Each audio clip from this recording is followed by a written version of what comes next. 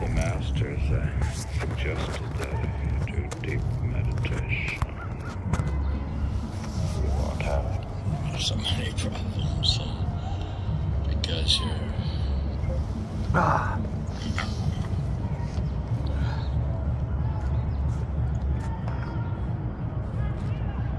When you're not, is getting worse. What? Yeah, my distraction and my car has become distracting.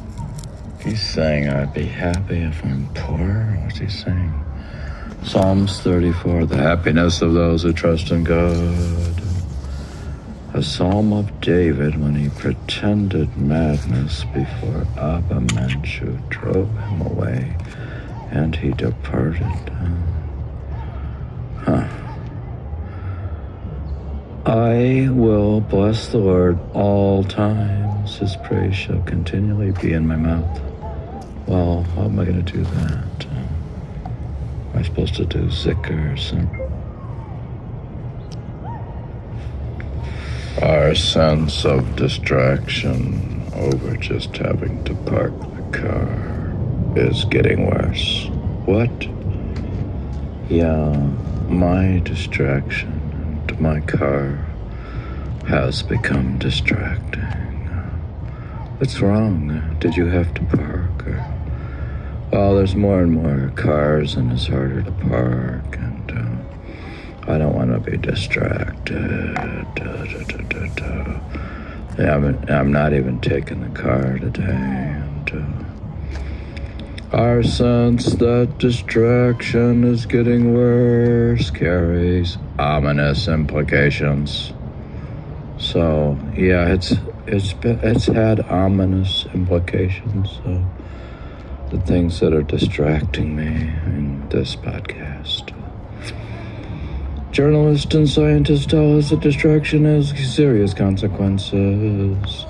Among them, unproductivity. Yeah.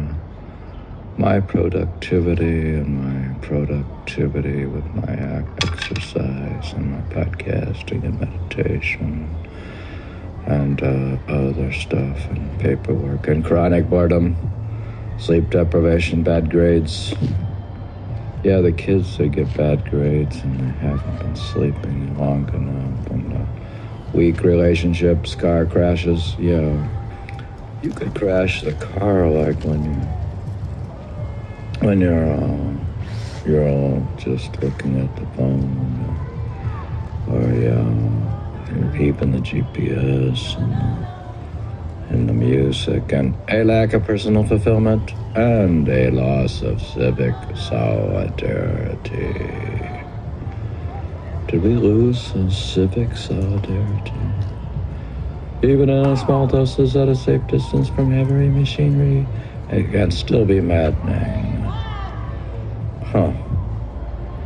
So you've just gone mad and you're trying to blame your phone and stuff.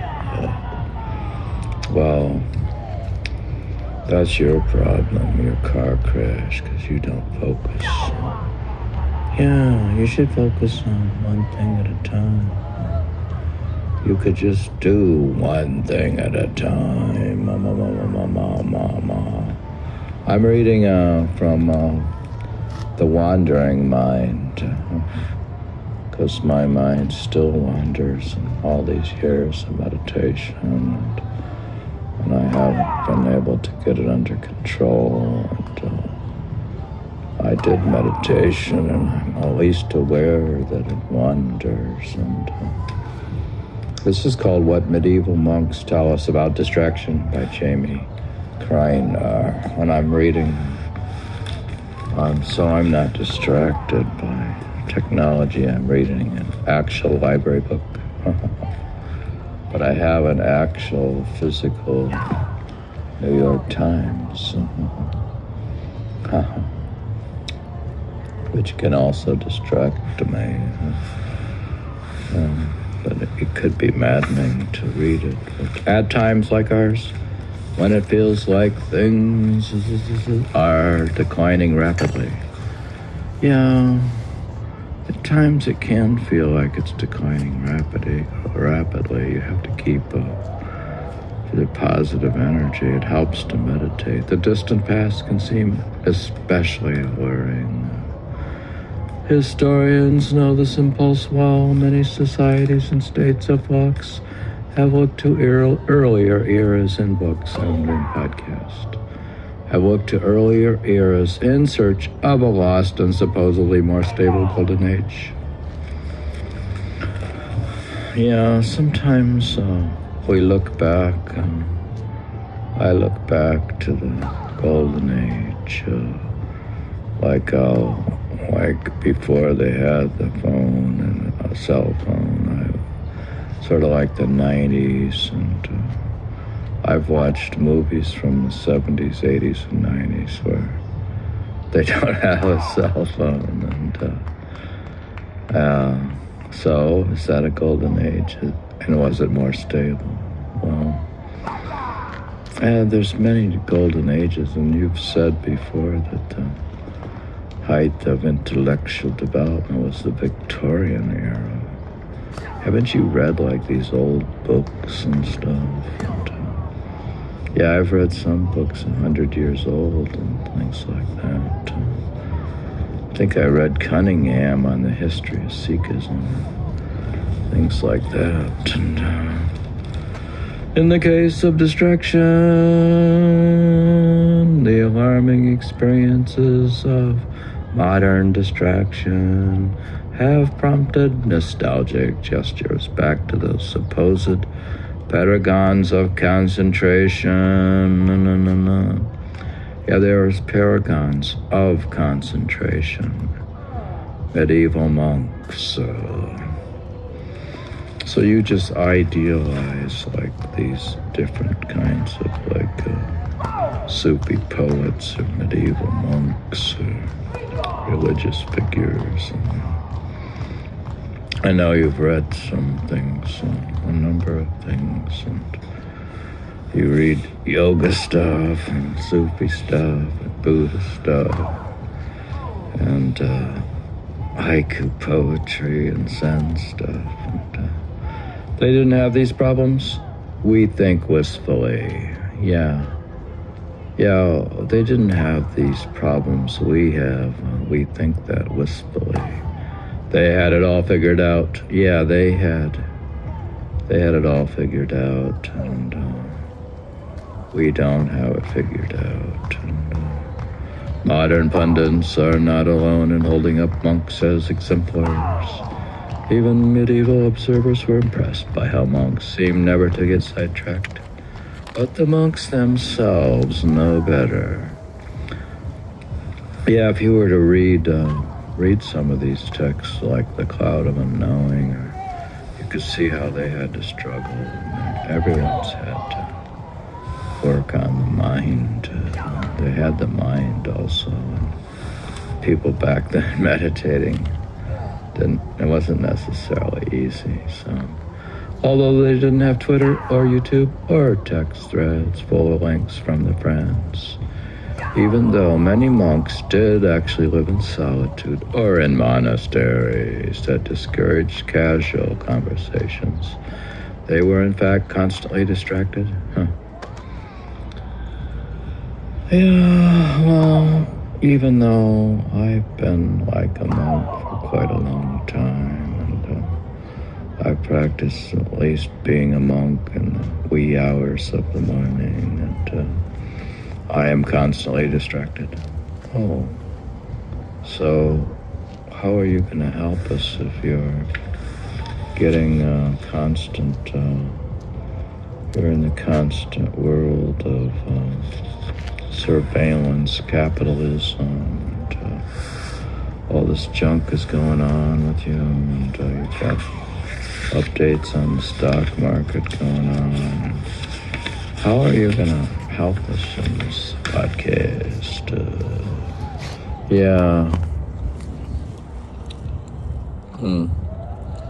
Surveillance capitalism. Yeah, well, I still survey. I have I'm a capitalist, surveying the capitalist. Wait, you don't have any capital. Why would you waste your time? I don't get it.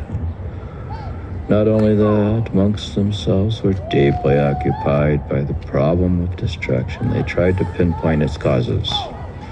They developed tactics to combat it, and although they inhabited a very different world from ours, their struggles can offer us new ways to think about distraction and concentration in our own lives. They help us appreciate that distraction is older than our technologies. They remind us that our minds are part of a larger systems that are inescapably interdependent and variable, and they offer a serious set of practices for cultivating attentiveness in a world in flux. I'm just trying to get my attention under control. They also give us something to blame for our predicament. We moralize distraction in part because they did more than a millennium and a half ago. We moralize it in the way that they did back then, so I have the same propensity. These women and men were active in late antiquity and the early Middle Ages, or in the centuries from roughly 300 to 900. They thought a lot about thinking because one of the goals that most defined their practice was to connect their minds to God and to achieve a state of attention that was unshakable. Well, I guess that's what you do in meditation. Connect yourself to God and you get your attention unshakable by listening to the music of the spheres. In that state, the mind could attain panoramic vistas of the universe that transcended both space and time. It was clear-sighted calm above the chaos. Well, that makes sense if you could rise above body consciousness and see the radiant form of the Master within and see panoramic vistas of the universe. This ideal is attested throughout these centuries in Qatar and in Ireland and in the places in between. It appears in monks' hagiographies and handbooks and treatises and in the meditational memos that they painted on their walls. But the reason it shows up throughout their writings is because monks were good at warding off distraction. By their own accounts, they were often pretty bad at it. So most of the ones in the West were pretty bad at it, and so why should we read about them? They're inferior to the East, and why is she going to tell us about their problems of medieval monks from the West? Why are you reading this then if they're so bad at it? They saw destruction as a primordial struggle, partly the result of demonic antagonism, partly the result of their own misbehaving selves.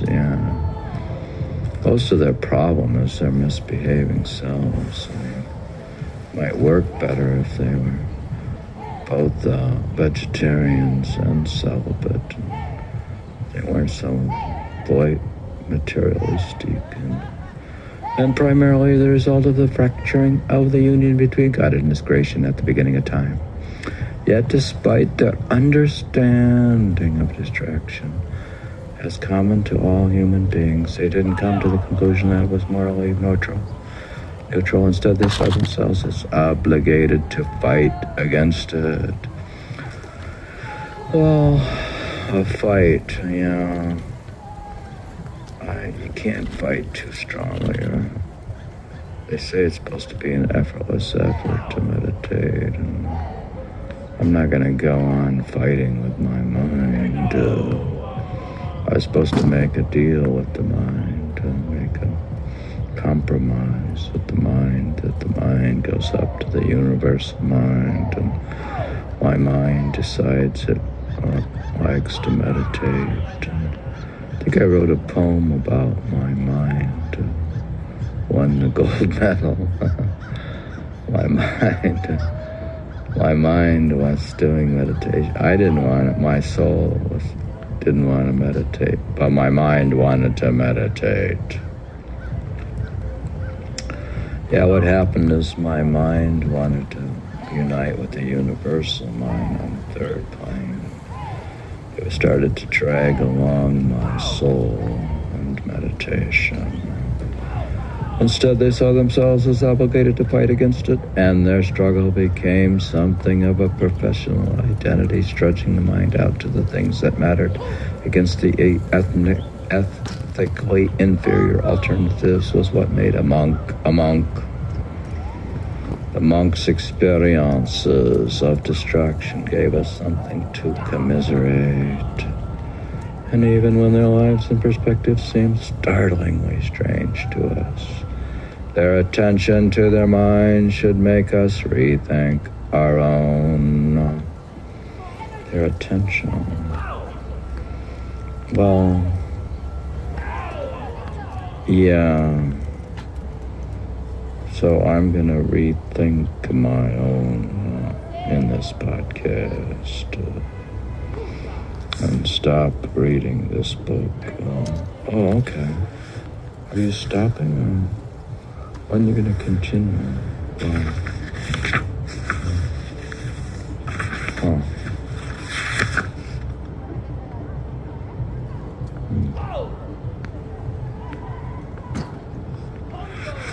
Yeah, well, this book has gotten to be read. It's of all the books I have, it's actually getting read. So. Oh, it's successful if it gets attention? Yeah, I guess it must be successful in getting attention. It's funny how this book came from Little Neck. It's one of the farthest out libraries next to Great Neck. Little Neck. Oh. So this is stick my neck out in this podcast. He's saying I'd be happy if I'm poor. What's he saying? Psalms 34, the happiness of those who trust in God. A psalm of David when he pretended madness before Abba-Menchu drove him away, and he departed. I will bless the Lord all times. His praise shall continually be in my mouth.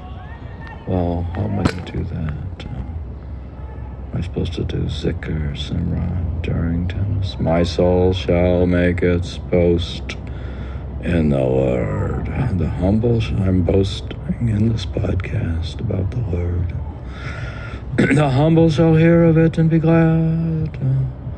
Oh, magnify the Lord with me, and let us exalt his name together. I don't know if this is a song. They say psalms. This music, Amar? Psalmies is a musica? It's a psalm. I sought the Lord, and he heard me and delivered me from all my fears. He looked at him and were radiant, and their faces were not ashamed. This poor man cried out, and the Lord heard him. Okay, so he finally heard me. The Lord finally heard me. Didn't seem like he had. This poor man cried out, and the Lord heard him and saved him out of all his troubles. Okay. Now I'm going to be relieved of all my troubles. I guess. Or you could go out and take an effort to get out of your troubles, or just read this. The angel of the Lord encamps all around those who fear him and delivers them. Well, I guess that's the theory of deism and religious worship and practice. Oh, taste and see that the Lord is good. Blessed is the man who trusts in him. Now, this is an differing view from that guy, which I finished reading from God is not great, but this one is saying God is good. Oh, fear the Lord, you, his saints. There is no want to those who fear him. Well,